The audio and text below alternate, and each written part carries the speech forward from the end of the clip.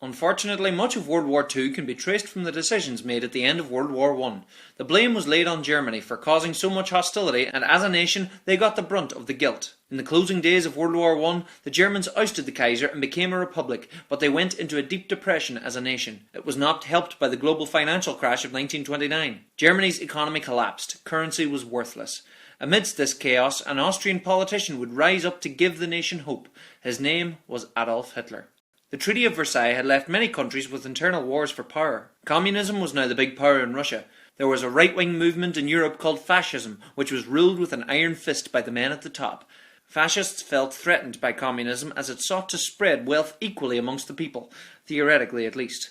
Hitler was a fascist and became the leader of the National Socialist Party, or the Nazi Party, in Germany. He promised the people of Germany that they could once again be the great and powerful empire they once were, and even bigger. Throughout the 1930s, as he was voted into power, he made anti-Semitism politically correct, literally. He promoted the myth that the Jews cheated the country at the end of the First World War by creating the German Republic and forcing the armistice. As the years went on, the Nazi Party created a notion of Aryan superiority, and that this race of people was better than the rest. In their quest for ethnic perfection, they sought to rid themselves of many different ethnic minorities, especially the Jew. Germany allied themselves with the ambitious nation of Japan, as well as finding allies in the fascist state of Italy, led by Mussolini, and thus formed what became known as the Axis powers. Germany had shrunk after the Great War. As part of the Treaty of Versailles, Germany was not to put weapons in the Rhinelands bordering France. The trickle to war began as Hitler began to arm this area again. They then entered into Austria, who happily joined the Third Reich. They then invaded Czechoslovakia, the first mostly non-German speaking country for them to invade. This sent alarm bells throughout the rest of Europe. France and Britain saw Germany as a serious threat. British Prime Minister Neville Chamberlain warned Hitler not to invade Poland. On the 1st of September 1939, Hitler invaded Poland, forcing Britain to declare war on Germany. The German invasion of Poland was swift, using a very effective tactic called blitzkrieg, lightning warfare, which made deep, fast attacks with tanks and bombers, followed by the soldiers to secure the area.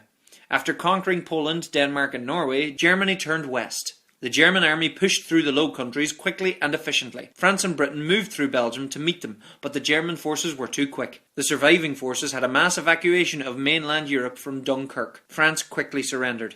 Hitler mockingly accepted the surrender in the same train carriage the Germans had ended the First World War in defeat. Britain's saving grace was that it was an island. The Germans planned an invasion, but Britain had superiority in the sea and air, forcing the Germans to cancel the invasion, but they surely bombed the cities of Britain. Hitler had an agreement with Joseph Stalin, the leader of the Soviet Union, that he would not invade Russia so long as they kept out of the war. This truce wasn't to last, as both men had nothing but contempt for each other's ideals. Eventually, Hitler decided to invade Russia, and the first few months of the campaign were hugely successful for the Germans. They killed and starved millions of Russians as they pushed deep into Russia. Russia was to lose over 20 million people in this war, the most of any nation. The Russian army at the beginning of the invasion was poorly organised. Russia was seen as an uncivilized country to the Germans. Ultimately, only miles from Moscow, it was the winter that doomed the Germans. They weren't ready for the extreme cold. The Russians were. While Hitler was busy taking over Europe, the United States of America looked on from the outside. Although officially neutral, the United States began supplying the Allies with aid and cutting off oil to Japan. The ambitious Japanese Empire had already invaded parts of China and French Indochina before the war, and planned to expand across the Pacific.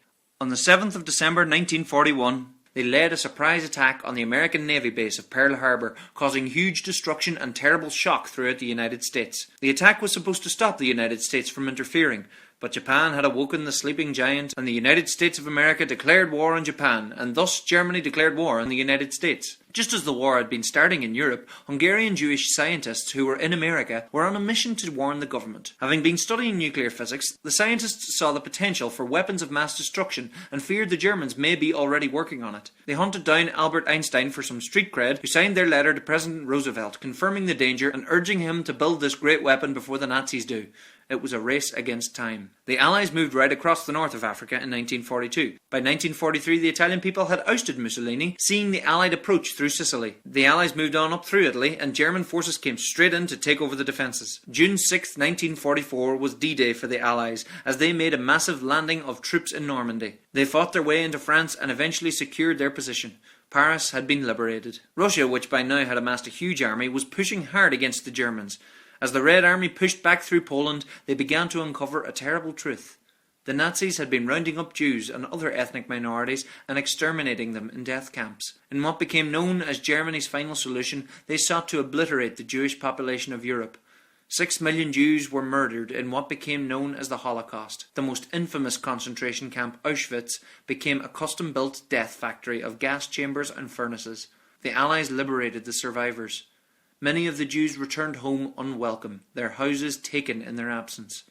The Allied leaders Churchill, Roosevelt and Stalin met in Crimea to plan for the future of Europe. The Allies closed in on Germany from all directions. It was Russia who reached Berlin first, and in the late afternoon of the 30th of April 1945, Hitler shot himself. A week later, the Nazis surrendered. The war in Europe was over. Meanwhile, the United States was still fighting a war against Japan across the Pacific Ocean. They had been preparing an invasion of Japan when the scientists had finished developing their secret weapon that was supposed to be used against the Germans. It was an atomic bomb. New American President Harry Truman chose to use this weapon and hopefully avoid a full-scale invasion. On August 6, 1945, the Americans dropped an atomic bomb on the city of Hiroshima. The city centre was flattened and people were vaporized. Many people who had survived the initial blast died days later from radiation poisoning from the radioactive bomb. The Soviet Union then declared war on Japan. They did not surrender, so America dropped another atomic bomb on Nagasaki. Days later, the Japanese surrendered, ending the Second World War. It is still an ethical question asked today if it was right to use such a destructive bomb on a population to save the lives of many in a possible invasion. Once again, the world was a changed place after this war. Many of the Nazis were tried and executed for their war crimes. Germany was occupied and divided into East and West. The map of Europe had changed once again. Over the next decade, 2 large military alliances would form from the Allies, NATO and the Warsaw Pact. Differing ideals between these alliances would set the scene for a long period known as the Cold War. The United Nations was set up to try and prevent another world war. So far, thankfully, World War III hasn't happened yet. Let's keep it that way, shall we? Yeah?